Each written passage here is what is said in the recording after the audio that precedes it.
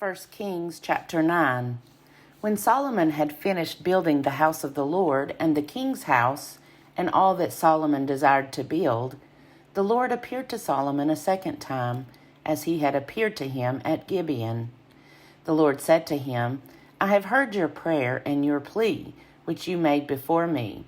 I have consecrated this house that you have built, and put my name there forever. My eyes and my heart will be there for all time.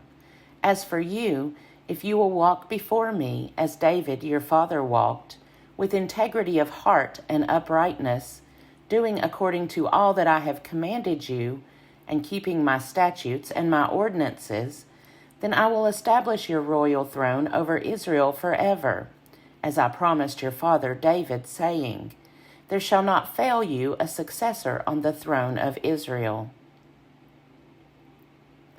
If you turn aside from following me, you or your children, and do not keep my commandments and my statutes that I have set before you, but go and serve other gods and worship them, then I will cut Israel off from the land that I have given them, and the house that I have consecrated for my name I will cast out of my sight.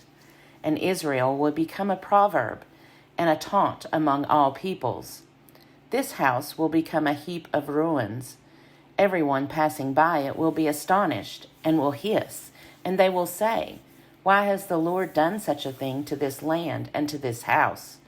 Then they will say, Because they have forsaken the Lord their God, who brought their ancestors out of the land of Egypt, and embraced other gods, worshiping them and serving them. Therefore the Lord has brought this disaster upon them.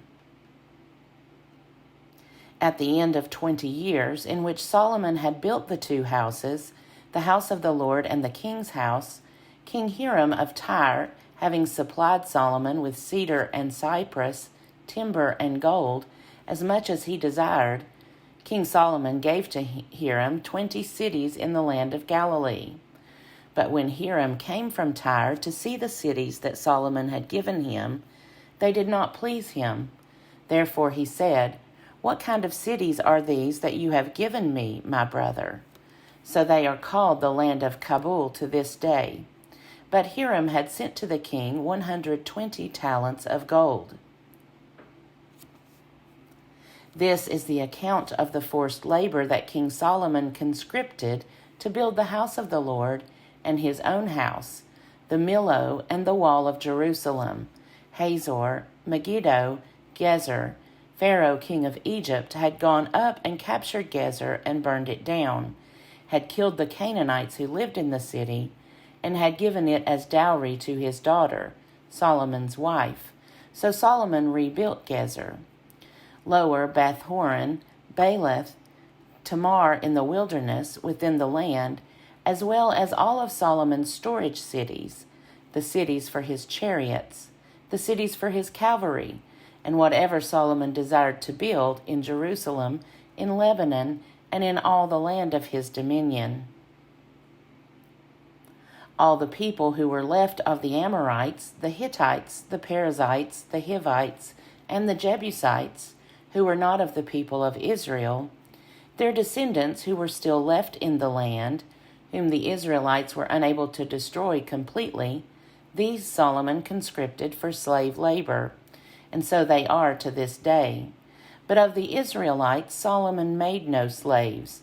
They were the soldiers. They were his officials, his commanders, his captains, and the commanders of his chariotry and cavalry. These were the chief officers who were over Solomon's work, 550, who had charge of the people who carried on the work. But Pharaoh's daughter went up from the city of David to her own house that Solomon had built for her. Then he built the Millo. 3 times a year Solomon used to offer up burnt offerings and sacrifices of well-being on the altar that he built for the Lord, offering incense before the Lord. So he completed the house. King Solomon built a fleet of ships at Ezion-Geber, which is near Elath, on the shore of the Red Sea, in the land of Edom.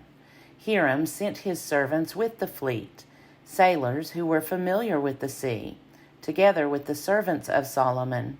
They went to Ophir and imported from there 420 talents of gold, which they delivered to King Solomon.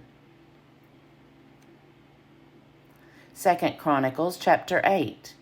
At the end of 20 years, during which Solomon had built the house of the Lord and his own house, Solomon rebuilt the cities that Hiram had given to him, and settled the people of Israel in them. Solomon went to Hamath Zobah and captured it. He built Tadmor in the wilderness and all the storage towns that he built in Hamath. He also built Upper Beth-horon and Lower Beth-horon, fortified cities, with walls, gates, and bars, and Baalath, as well as Solomon's storage towns, and all the towns for his chariots, the towns for his cavalry, and whatever Solomon desired to build, in Jerusalem, in Lebanon, and in all the land of his dominion. All the people who were left of the Hittites, the Amorites, the Perizzites, the Hivites, and the Jebusites, who were not of Israel, from their descendants who were still left in the land, whom the people of Israel had not destroyed, these Solomon conscripted for forced labor, as is still the case today. But of the people of Israel, Solomon made no slaves for his work. They were soldiers, and his officers, the commanders of his chariotry and cavalry. These were the chief officers of King Solomon, 250 of them, who exercised authority over the people.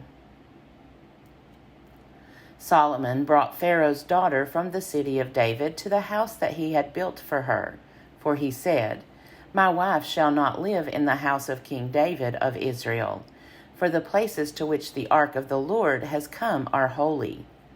Then Solomon offered up burnt offerings to the Lord on the altar of the Lord that he had built in front of the vestibule, as the duty of each day required, offering according to the commandment of Moses for the Sabbaths, the new moons, and the 3 annual festivals, the festival of unleavened bread, the festival of weeks, and the festival of booths.